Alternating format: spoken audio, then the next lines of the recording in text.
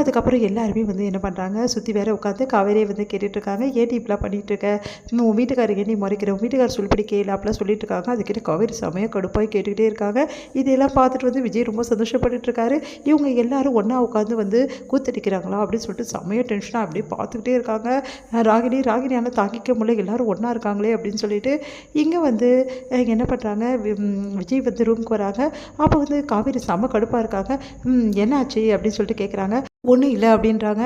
என்ன காவேரி இப்படி கடுப்பாக பேசினா எப்படி, புருஷன்கிட்ட எவ்வளோ சாஃப்டாக பேசணும், இப்படி பேசுகிறே காவேரி அப்படின்னு சொல்லிட்டு கேட்குறாரு. ஏன்னாங்க தேவையில்லாமல் என் வாயை கிளறாதீங்க அப்படின்றாங்க.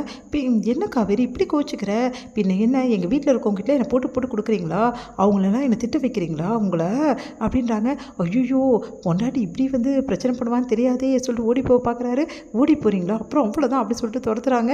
இவங்க 2 பேரும் க்யூட்டாக நடந்துக்கிறத பார்த்து தாத்தா வந்து என்னம்மா என்ன கச்சேரிங்க அப்படின்றாரு.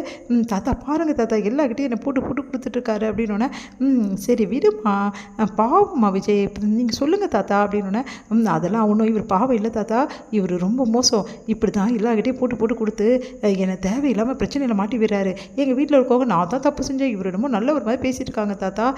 சரிம்மா நான் தான் கேட்டேனே எல்லாத்தையும், நீ கவலைப்படாதம்மா, ஏன் சப்போர்ட் ஃபுல்லாக உனக்கு தான் அப்படின்றாரு.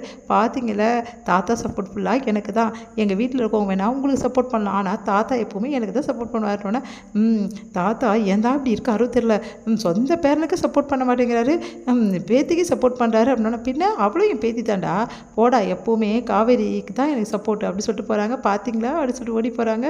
உடனே சரியான வாள் அப்படின்னு சொல்லிட்டு யோசிக்கிறாரு விஜய். இங்கே வந்து விஜய் என்ன பண்ணுறாரு, வெண்ணிலாவுக்கு தேவையானதெல்லாம் பார்த்து பார்த்து செஞ்சுட்ருக்காரு. அப்போ கரெக்டாக வந்து திடீர்னு வெண்ணிலா வந்து விஜய்னு கூப்பிட்றாங்க. அதை பார்த்த விஜய் அப்படியே அதிர்ச்சி அடைகிறாரு. உன்னே சந்தோஷம் தாங்க முடியல, நீ விஜய் நான் கூப்பிட இன்னொரு வாட்டி கூப்பிட்டு வெண்ணிலா அப்படின்னோடனே இன்னொரு வாட்டி விஜய் அப்படின்னு சொல்லிட்டு கூப்பிட்றாங்க அழுத்தி. அதை பார்த்துட்டு சந்தோஷம் தாங்க முடியல. பார்த்தியா வெண்ணிலாவுக்கு பழைய ஞாபகம் எல்லாமே வர ஆரம்பிச்சிச்சு.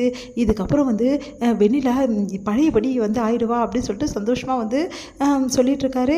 இதை பார்க்குற காவேரி வந்து அப்படியே மனசு கஷ்டப்பட்டு அங்கேருந்து கிளம்புறாங்க.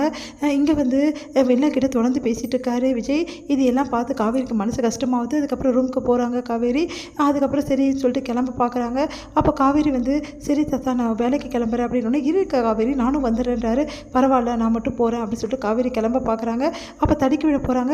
விஜய் வந்து தாங்கி பிடிக்கிறேன். என்னாச்சு காவேரி அப்படின்னோடனே ரெஸ்ட் எடுத்துக்கலாம்ல அப்படின்னோடனே பரவாயில்ல நான் வேலைக்கு போகலங்க, எங்கள் அம்மா வீட்டுக்கு தான் போகிறேன், அவங்க எதோ சொல்லணும்னு சொன்னாங்க அப்படின்னோடனே ஓ அப்படியா சரிம்மா நீ போயிட்டு வா அப்படின்னு சொல்கிறாங்க.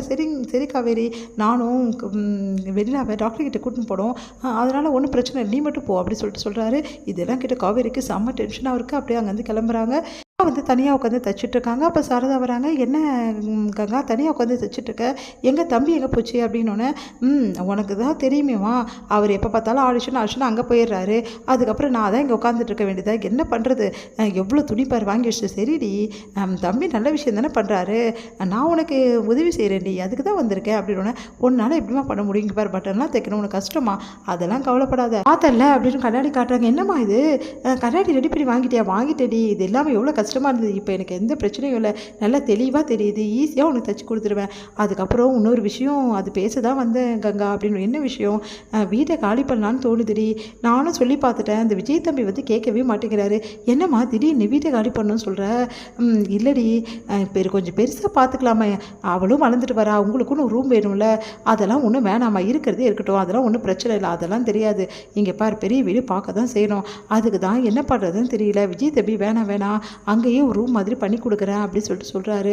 அம்மா அதெல்லாம் வேணாம்மா, நம்ம பார்க்குறது இருந்தால் வெளியவே பார்க்கலாம், எதுக்காக தேவையில்லாமல் அவருக்கு சிரமம், அதை தாண்டி நானும் சொன்னேன், ஆனால் அந்த தம்பி கேட்க மாட்டேங்கிறாரு, இங்கேருந்து நீங்கள் போகக்கூடாது, நான் வேணால் வந்து கங்கா சிஸ்டர் கிட்டே பேசுகிறேன்றாரு, உங்ககிட்ட இப்போ பேசுகிறேன்றாருடி, அந்த அளவு வந்து நீ வந்து அவர் சொன்னால் கேட்டுப்பேன்னு நினச்சிட்டு இருக்காரு போட்டிருக்கு, அவர் ஏதாவது பேசும்போது ஏதோ முஞ்சிருச்சுமா சொல்லிட்டாத கங்கா அப்படின்னோடனே அதெல்லாம் நான் சொல்ல மாட்டேம்மா, விஜய் எனக்கு எவ்வளோ உதவி பண்ணியிருக்காரு, அவருக்கு இவ்வளோ தூரம் வந்திருக்காருன்னா அதுக்கு விஜய் தினமா காரணம், அவர் சொன்னால் நான் ஏமா அப்பெல்லாம் சொல்ல போகிறேன், அதனால் நான் அப்பெல்லாம் சொல்ல மாட்டேம்மா அப்படின்னோடனே சரிடியா சொல்ல தான் நான் வந்தேன் அப்படின்னு பேசிகிட்டு இருக்காங்க 2 பேரும்.